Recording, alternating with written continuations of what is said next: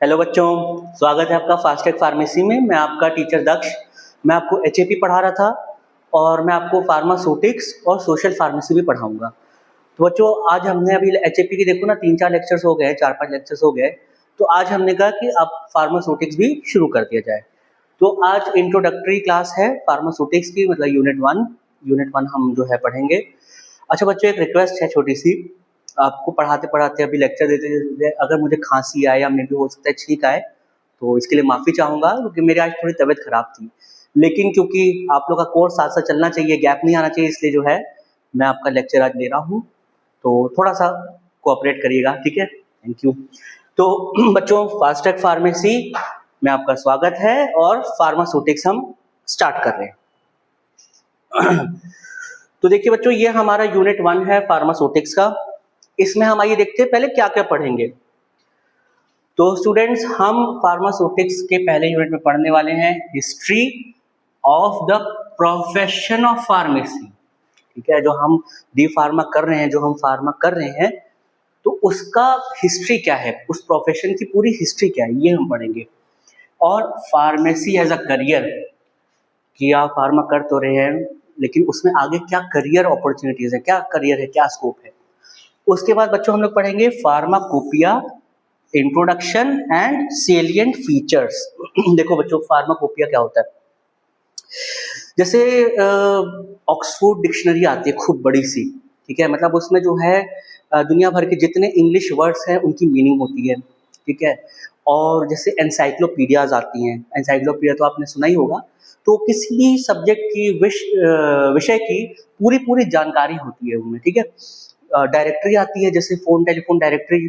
खैर आजकल के ज़माने में तो बच्चों ने तो देखा नहीं होगा। हम लोग के टाइम पे क्या होता है, लैंडलाइन होते थे और एक टेलीफोन डायरेक्टरी होती थी। तो सबके नंबर्स होते थे अल्फ़ाबेटिकल ऑर्डर में। तो खैर जैसे डायरेक्टरी होता है, एनसाइक्लोपीडिया होता है, डिक्शनरी होता है, कोई भी किसी विषय की बड़ी सी बुक होती है जिसमें उसकी सारी जानकारी। उसी तरह फार्मा सेक्टर में, इस प्रोफेशन में एक चीज़ होती है फार्माकोपिया। ये हमारे बच्चों दवा की फॉर्मुलेशंस की पूरी पूरी जानकारी होती है। मतलब टिल डेट, आज की तारीख तक जितनी भी दवाइयाँ इन्वेंट हुई हैं, बनी हैं, फॉर्मुलेटेड हुई हैं, बिकती हैं, वो सारी दवाइयों का उसमें जो है पूरा उल्लेख होता है और उनके फॉर्मूला के साथ प्लस कितनी कितनी मात्रा में वो है, ठीक है, कि बेसिकली दवाओं का एनसाइक्लोपीडिया है, ठीक है। तो हम पढ़ेंगे फार्माकोपिया का इंट्रोडक्शन माने क्या होता है, जो मैंने आपको शॉर्ट में बताया, और सेलिएंट फीचर्स मतलब इसके क्या फीचर्स होते हैं। सेलिएंट फीचर्स मतलब उसके क्या कैरेक्टरिस्टिक्स होते हैं, क्या फीचर्स होते हैं। ओके, सो ये हमारा है बेसिकली यूनिट 1 में हम क्या क्या पढ़ेंगे। So coming to history of the profession of pharmacy in India in relation to pharmacy education. जो फार्मेसी की आप पढ़ाई कर रहे हैं उसके बेसिस पे प्रोफेशन ऑफ फार्मेसी की हिस्ट्री क्या है। ओके, तो पहला पॉइंट है pharmacy education in India at the certificate level was started in 1842 in Goa by the Portuguese. पुर्तगालियों ने जो है शुरू किया था, ठीक है। तब होता था सर्टिफिकेट लेवल पे, क्योंकि तब देखो बच्चों डिग्री, डिप्लोमा और आपका ये मास्टर्स, पीएचडी ये सब नहीं आया था।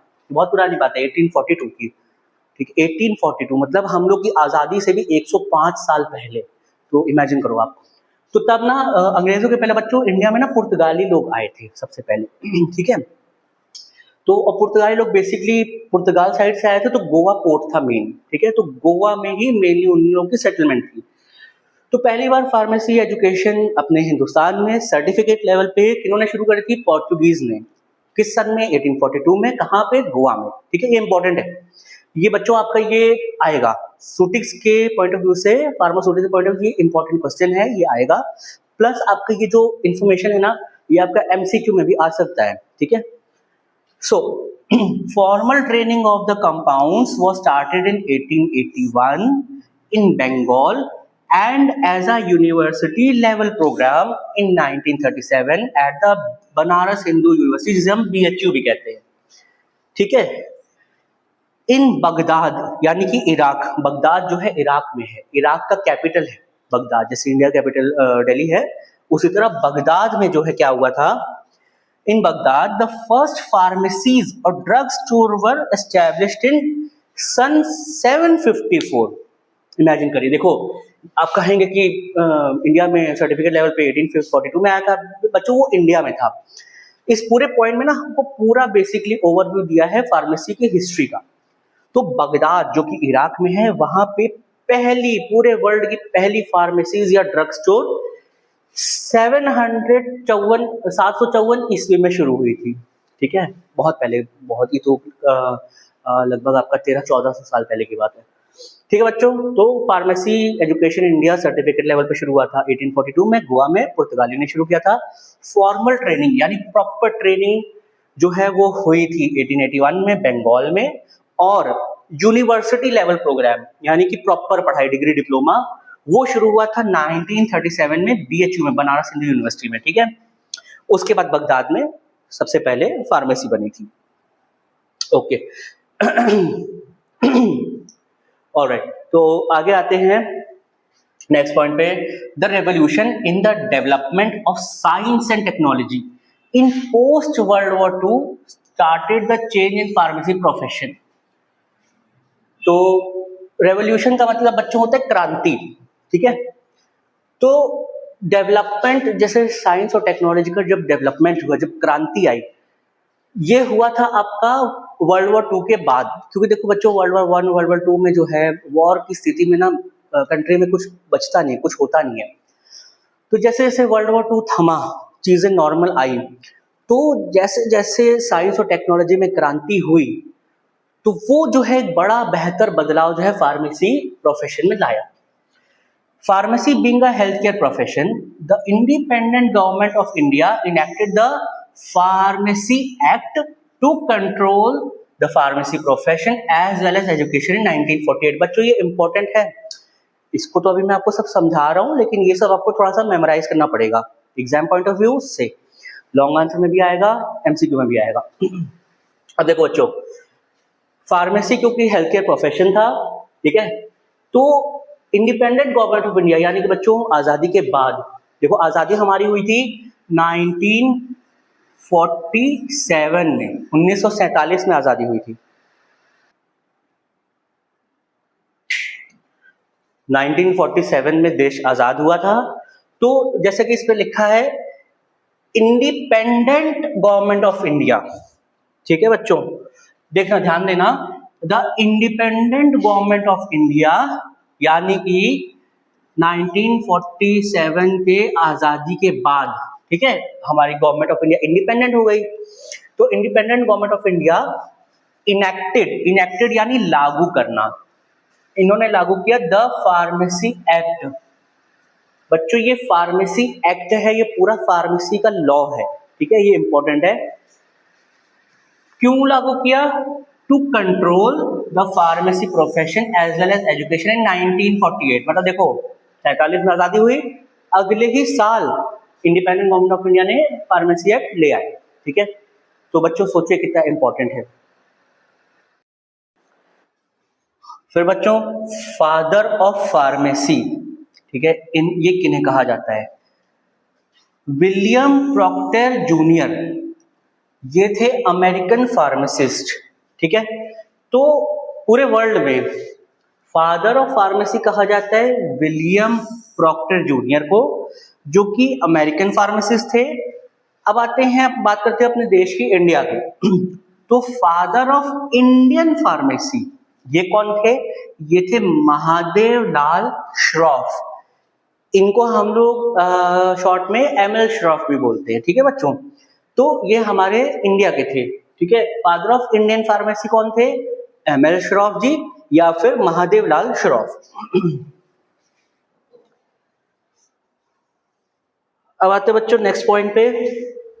Traditionally pharmacy has been known as an art and science of making drug या फिर मेडिसिन। अब देखो बच्चों, फार्मेसी जो है ये सिर्फ विज्ञान नहीं है, सिर्फ साइंस नहीं है, ये एक आर्ट भी है। आर्ट क्यों? क्योंकि देखो फार्मेसी में क्या है, हम सिर्फ मेडिसिन के बारे में स्टडी या मेडिसिन की नॉलेज सिर्फ नहीं रखते हैं, सिर्फ ये नहीं पढ़ते हैं, हम लोग इस फार्मेसी में पढ़ते हैं दवाओं बनती कैसे है, ठीक है, कैसे बनती है, किस फॉर्म में बनेगी, कैसी दिखेगी, कैसी पैकेजिंग में रहेगी, सारी चीज़ें।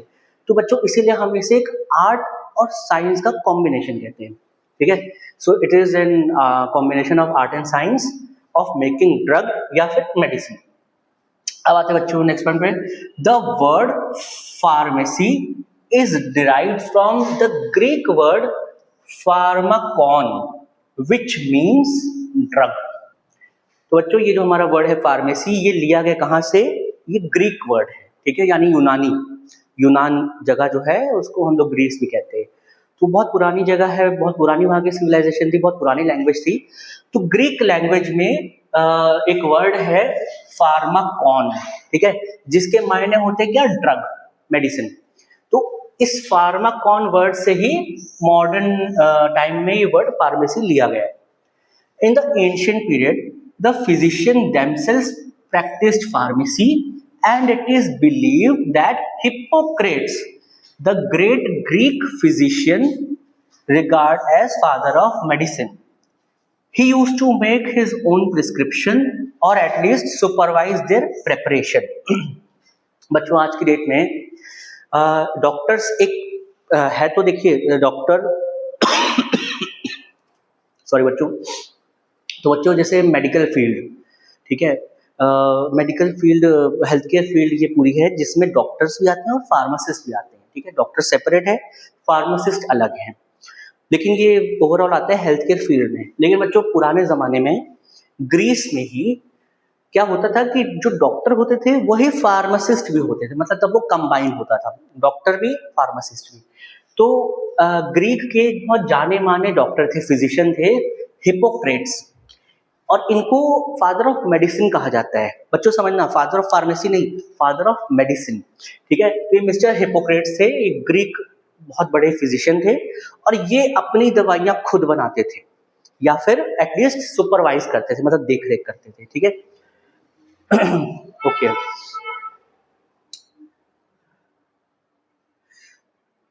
अब देखो बच्चों, एपोथीकेरी समझना, एपोथीकेरी is a historical name of a medicine professional who formulates and dispense medicine to physicians and patients.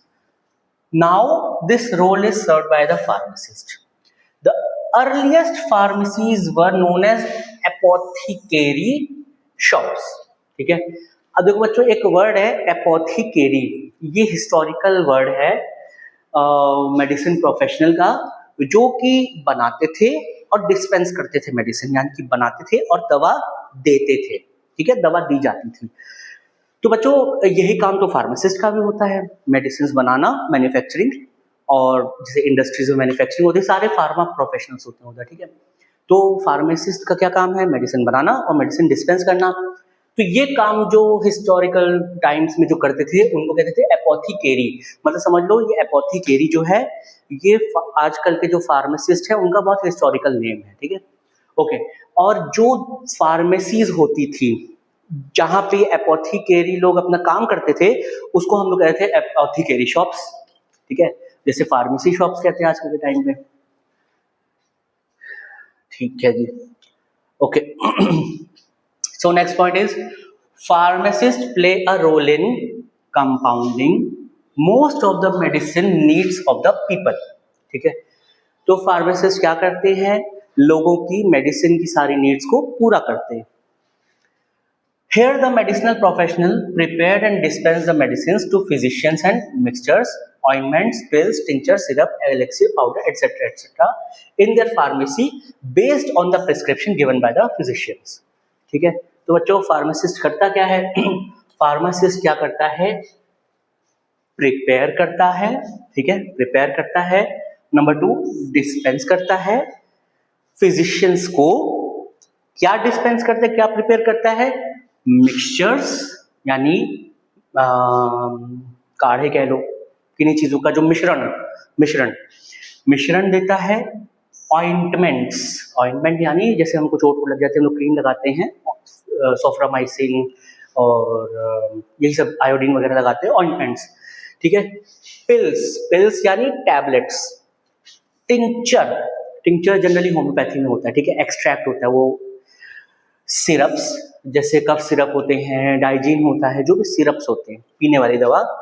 एलिक्सियर, ये हम लोग डिटेल में पढ़ेंगे, इसी सब्जेक्ट में पढ़ेंगे, ये भी एक टाइप का लिक्विड होता है।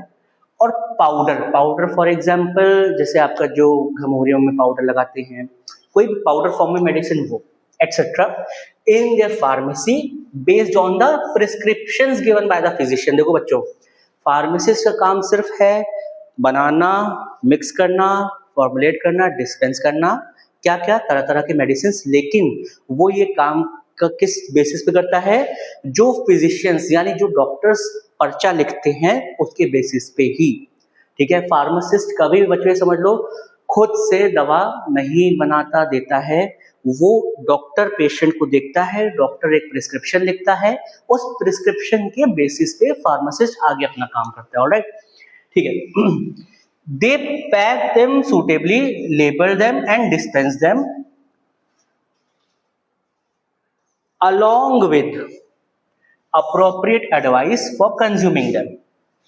तो बच्चों क्या फार्मासिस्ट क्या करते हैं, उन दवाइयों को अच्छे से पैक करते हैं, लेबल करते हैं। लेबल यानी कि लेबल एक पीस ऑफ पेपर होता है, स्टिकर होता है, जो मेडिसिन में लगा रहता है, जिसमें सारी तरह तरह की जानकारियां होती है उस मेडिसिन के रिगार्डिंग।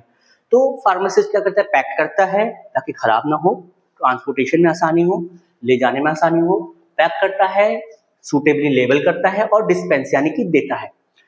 अलॉन्ग विथ किस चीज के साथ, appropriate advice for consuming them. जैसे आप लोगों ने देखा होगा बच्चों, डॉक्टर जो है दवा लिखते हैं और दवाओं के आगे ना गोले बनाते हैं, या एडी बीडी जो भी है टीडीएस वगैरह लिखते हैं, हम लोग सब पढ़ेंगे।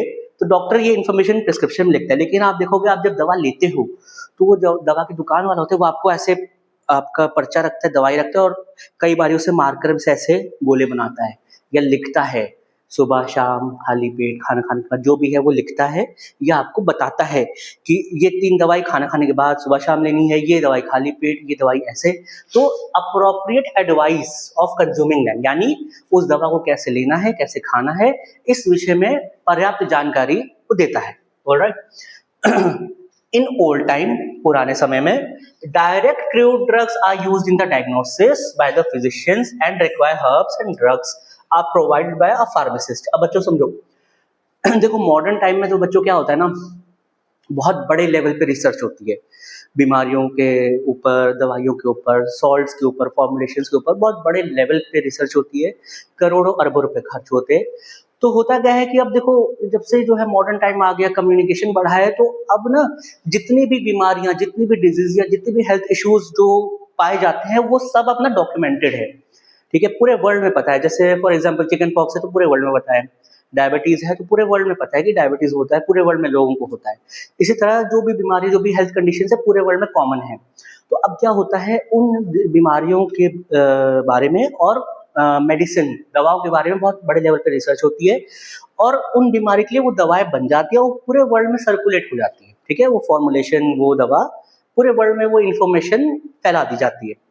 लेकिन पुराने समय में क्या होता था, देखो पुराने समय में ये होता था कि क्रूड ड्रग्स यानी कि जड़ी बूटियां, मिनरल्स, एनिमल सोर्सेज से, नेचुरल सोर्सेज से या केमिकल्स जो है क्रूड फॉर्म में होते थे, और डॉक्टर के पर्चा देख के फार्मासिस्ट जो है वो क्रूड सामान पहुंचाया करते थे या उनको मिक्स करके दवा बना के कंडीशन के हिसाब से देते थे। लेकिन अब क्या होता है, अब तो दवा ऑलरेडी बनी हुई होती है, सिंगल सॉल्ट वाली या कॉम्बिनेशन वाली, जैसे भी तरह तरह की दवाइयां सब बनी हुई आती है मार्केट में, और डॉक्टर का प्रिस्क्रिप्शन देके फार्मासिस्ट को सिर्फ वो दवा पहचानना होता है, डिस्पेंस करना होता है और समझाना होता है। ओके, सो वही इसमें लिखा हुआ है।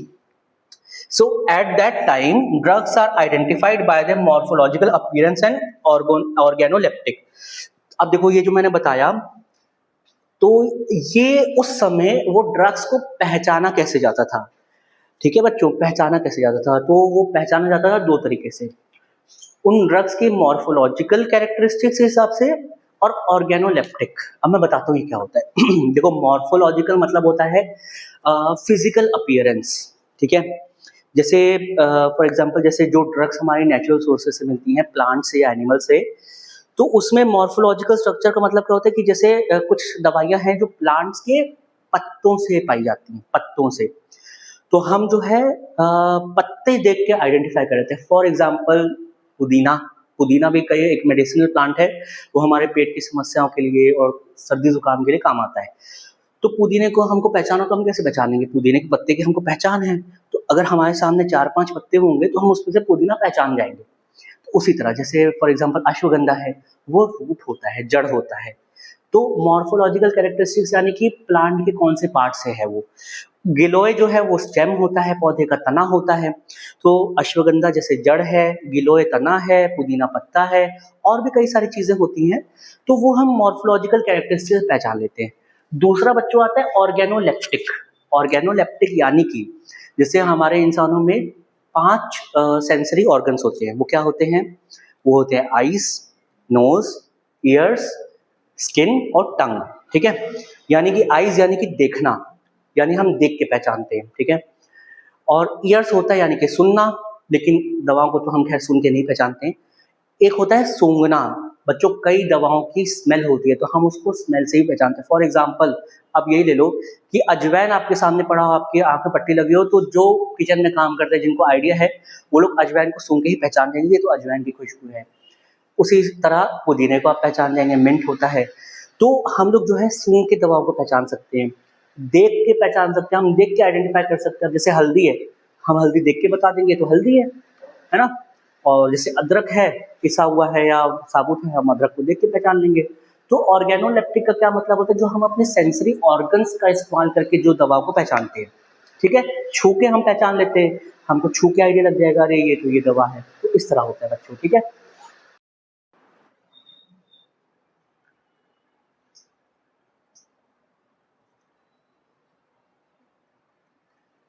like other countries, in India too, pharmacy was a part of medicine in our Ayurvedic and Siddha system of medical practice.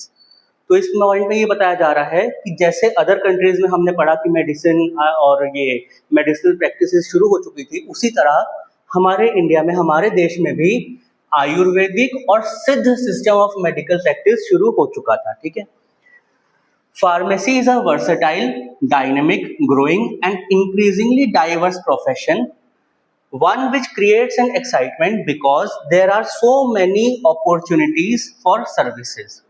ठीक है, इसमें ये कहा जा रहा है कि फार्मेसी बहुत ही वर्सेटाइल, वर्सेटाइल यानी कि बहुत विभिन्न प्रकार की, डायनेमिक यानी कि तेज, ग्रोइंग यानी कि बढ़ती हुई, ठीक है, प्रोफेशन है। क्यों? क्योंकि इसमें बहुत ज़्यादा स्कोप है।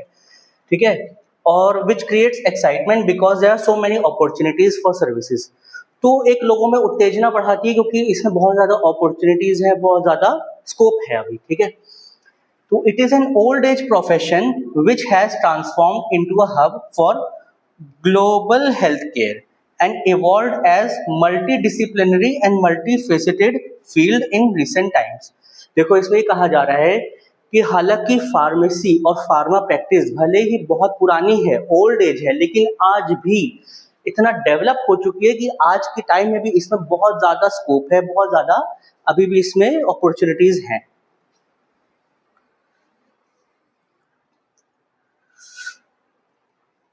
तो बच्चों आगे हम लोग नेक्स्ट टॉपिक अपने नेक्स्ट लेक्चर में कवर करेंगे। ठीक है, प्लीज़ सब्सक्राइब कीजिए, अपने फ्रेंड्स के साथ शेयर कीजिए। मिलते हैं नेक्स्ट क्लास में। जय हिंद, जय भारत।